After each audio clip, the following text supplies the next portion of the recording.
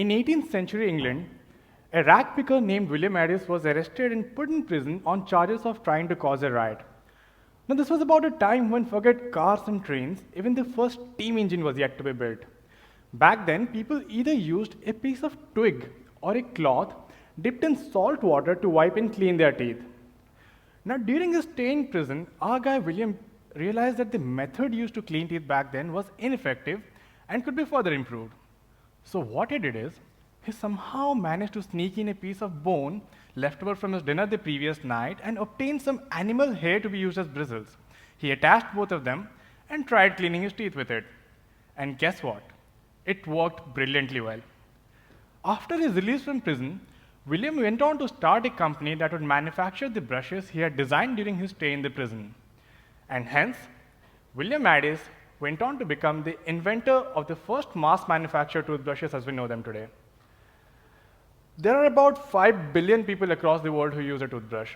That's more than the total number of TV sets, desktop computers, laptops, tablets, and credit cards combined. The point being, a small idea conceived by a man in prison 250 years ago has changed the way we do things in our everyday lives, even till this very date. For I'm guessing it's safe to assume that each one of us here today did use a toothbrush this morning. Now, Addis wasn't a designer or a scientist. In fact, the toothbrush was the only thing he ever invented. But the fact is, he did change the world. And that is the power of ideas. As humans, we are designed to be problem solvers. Each one of us have ideas that we use to solve some small little practical problems in our everyday lives. These ideas could potentially change the way the next set of generations live. The question is, how do we identify, realize, and scale them? I'm the co-founder of a collaborative invention startup that makes new products designed by real people, just like you and me. And this started back in college, I would say about 4 years back, when a couple of good friends and me got together to form a small group of students who really loved making new stuff. We would meet up in abandoned lab basements, dark alleys, midnight cafes, and discuss ideas over Maggie and chai. Starting right from a foot-operated water faucet to a forward osmosis desalination technology to a pen that could record whatever you write. We really wanted to have some of these ideas see the light of the day. And hence we went about building the working prototypes, or as we call it, the laboratory top prototype for the pen. This made us win a lot of technology and business plan competitions all across the world. We got funding and incubation from our alma mater IIT and had a full-fledged registered company even before we had completed our undergrads. But when it came down to actually getting the product out to the market, we failed. We just didn't know how to do it. We had never imagined the kind of time, infrastructure, or funds it would take to actually manufacture and commercialize a consumer product. And so we did the smart thing. We graduated and we took up jobs. After spending 2 entire years of drawing random charts in a consulting firm, drawing those graphs, giving bullshit presentations, and managing cigarette production at a tobacco factory, we went back to finally disappointing our parents midway and got back to doing what we had started back in college 3 years ago. Only this time, a couple of things had changed. On one hand, we had realized that making a new product, a hardware product, especially in India, is a lot more than the initial proof of concept and prototyping. There's a significant importance of designing something for manufacturability, creating a demand for a new product, and most importantly, cracking the right distribution channels. We tried validating it with the first product that we came out with, which is a simple solution to the small yet common problem of earphone cords entanglement. We went about scouting for a manufacturer across the country. We got into a few bad deals, burnt our fingers, lost a lot of money, but most importantly, time. But at the end of it, we learned our lessons. We had gone from spending our weekends planning this fancy team offsites at a foreign resort to now spending the entire week on a scooter heckling with a local distributor at SP Road in Bangalore. But on the brighter side of it, within 6 months of the idea being merely a sketch on the whiteboard in our 3-bedroom apartment, it was out there as a product, on the shelves of all the major online and offline retail outlets, and it had our name on it. And that was the happiest day in our lives. As a next step to it, we created a platform where anyone could join us and become an inventor. Be it a student, a homemaker, a designer, anyone for the knack of creating new stuff could come and use the resources and the systems we have built to get a new product out to the world. There are hundreds of them collaborating on the portal as we speak right now. Mrs. Jayashree Nagaraj from Ahmedabad has designed a new modular water bottle that can be cleaned very easily.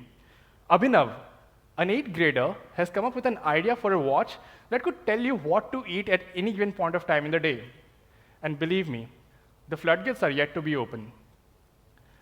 Another very important thing that happened while we were still working at some of the most prestigious companies in the world is that we realized it's extremely tough for a large company to innovate. Let's look at it this way. Innovation, by its very definition, means changing something established by introducing a new idea or a method, which in turn means challenging something that's already established, breaking a few rules, taking a few risks. And to be frank, companies aren't really designed for that. In fact, they reward you for sticking to the rules and minimizing risk. And to be honest, that's absolutely fair. These companies have cracked the formula to success sometime in the past by bringing in some innovation in the technology or the operational process or the business model and are busy replicating that success at scale right now. Someone from the outside has to come in with new ideas in relevance with the modern times and context.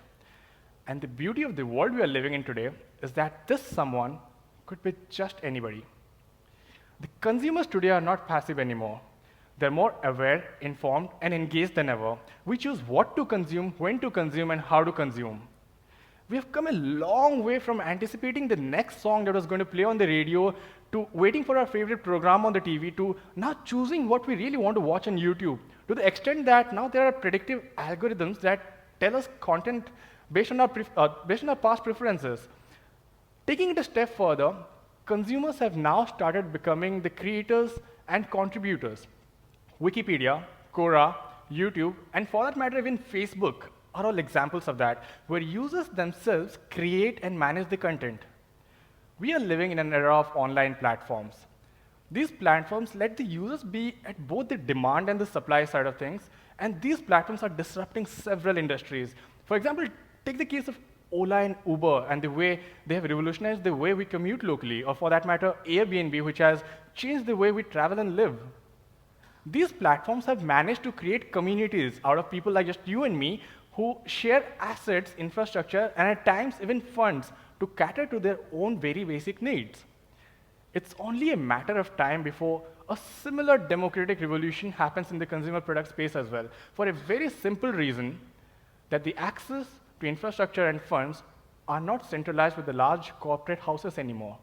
Anyone can invent. Kickstarter, a crowdfunding platform, receives about 10,000 new ideas a month. That's more than the total number of ideas being worked on by an established consumer product company in the past 10 years. So people have problems which are really dynamic and keeps changing. People have the solutions as well, and it's increasingly becoming easier for people to connect. What's really required is for enough of us to shift to the solution side of this scheme. So the next time you hold a coffee mug, just ask yourself, is it the best way a coffee mug is supposed to be designed, so much so that we have been using it for years now? Whenever the next time you're finding it difficult to carry something on a two-wheeler, just ask yourself, is there something you could do about it? Because there are millions of other people across the world who face the same problem. There are more answers than the number of questions in this world. And as humans, we are supposed to come up with them. When William Addis was fiddling with that piece of bone and the bristles in prison, he wasn't trying to invent something per se. He was trying to solve a problem. He was trying to question the very existing norm of wiping one's teeth with a piece of cloth and salt. He was trying to make his own and in turn everyone else's life easier. So let's get out there and ask a few questions, break a few rules, and solve a few problems of life. For who knows, one of you could actually change the way people do things 10 years from now on. Each and every one of you today has the power to change the world. It's a fact. All you need to do is believe that you can.